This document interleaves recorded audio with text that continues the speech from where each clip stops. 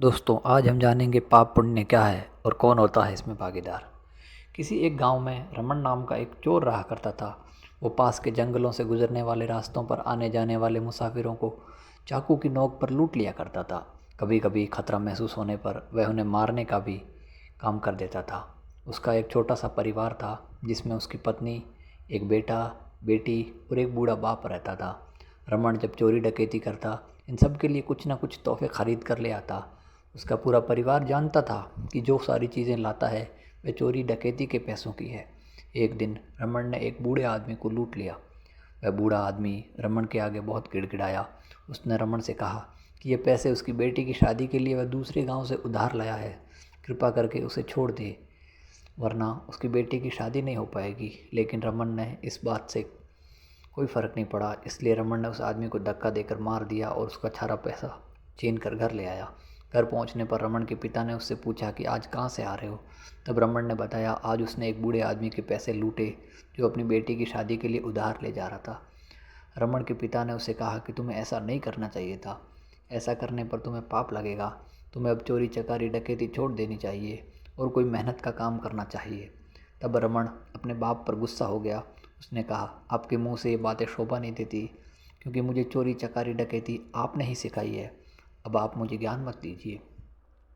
उसके पिता ने उससे कहा कि हाँ बेटा, मैंने ही पाप का रास्ता तुझे दिखाया है, मगर जब मुझे इस बात का एहसास हुआ कि ये रास्ता गलत है तो मैंने ये छोड़ दिया। तुम भी जितना जल्दी हो सके छोड़ दो, नहीं तो आगे जाकर बहुत पछताओगे।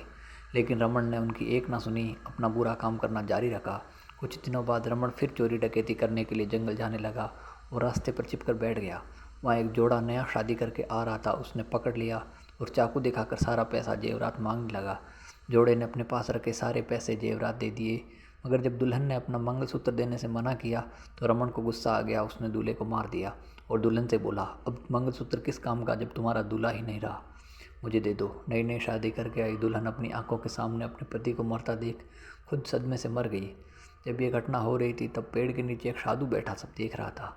साधु ने रमन को अपने पास बुलाया और उससे कहा कि इतना मूल्यवान मनुष्य जीवन मिला है और तुम इसे इतने भयंकर पाप करके व्यर्थ कर रहे हो।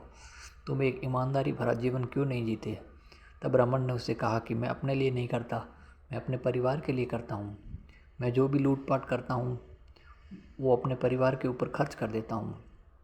तब साधु ने रमन से कहा कि चाहे तुम अपने परिवार के लिए पाप करते हो, मगर सारा हिसाब तुम्हें ही चुकाना पड़ेगा। हाँ, अगर कोई है जो अपनी मर्जी से तुम्हारे पाप में भागीदार बनता है तब अलग बात है। रमन ने साधु की बात सुनकर तुरंत हाँ हाँ क्यों नहीं, मेरा परिवार मुझसे बहुत प्रेम करता है और सब जरूर भागीदार बनेंगे। आखिर मैं ये सब उनके लिए ही तो करता हूँ। साधु ने रमन से कहा कि हो सकता है कि तुम्हारा भ्रम हो। इस बात को स्पष्ट करने के लिए तुम्हें अपने परिवार से पूछ लेना चाहिए।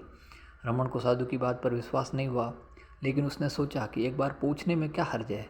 उस दिन जब वह घर पहुंचा, अपने सारे परिवार के लिए कुछ न कुछ तोहफे लाया, जिन्हें पाकर परिवार के लोग खुश हो गए। उसने सबसे पहले अपने पिता से पूछा कि क्या आप मेरे पापों में भागीदार बनेंगे। पिता ने कहा, बेटा, मेरे खुद के ही इतने सारे पाप हैं जिनका पश्चाताप मैं अब भी कर रहा हूँ। भला मैं तुम्हारे पापों में भागीदार कैसे हो सकता हूँ। वैसे भी मैं तुम्हें ये काम छोड़ने का कह चुका हूँ। बाद में रमन अपनी पत्नी और बच्चों के पास गया। अपनी पत्नी और बच्चों से भी यही सवाल किया कि क्या वह उनके पाप में भागीदार बनेंगे।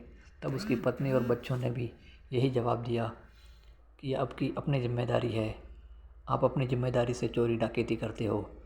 हमने नहीं कहा, ये पूरी तरह आपका फैसला है, इसलिए हम आपके पाप में भागीदार कैसे बने। अपने परिवार का जवाब सुनकर रमन की आंखें खुल गई। वह तुरंत ही जंगल में पेड़ के नीचे बैठे साधु के पास गया और सारी बात साधु को बताई और उनसे पूछा कि अब वह पाप कम कैसे कर सकता है। साधु ने उससे कहा, अपने बुरे काम तुरंत बंद कर दो और तुम्हारे पास जो कुछ तन मन धन है सब अच्छाई के काम में लगा दो, जिससे तुम्हारा पाप धीरे धीरे कम हो जाएगा।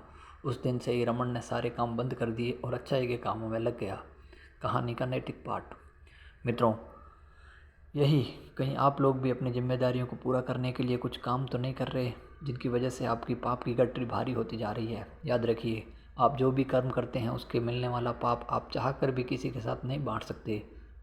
इसलिए अच्छा काम कीजिए, नेक काम कीजिए और पुण्य कमाइए, क्योंकि मनुष्य जीवन अनमोल है। ऐसी ही कहानियों के लिए इस चैनल को लाइक करें, शेयर करें और सब्सक्राइब करें।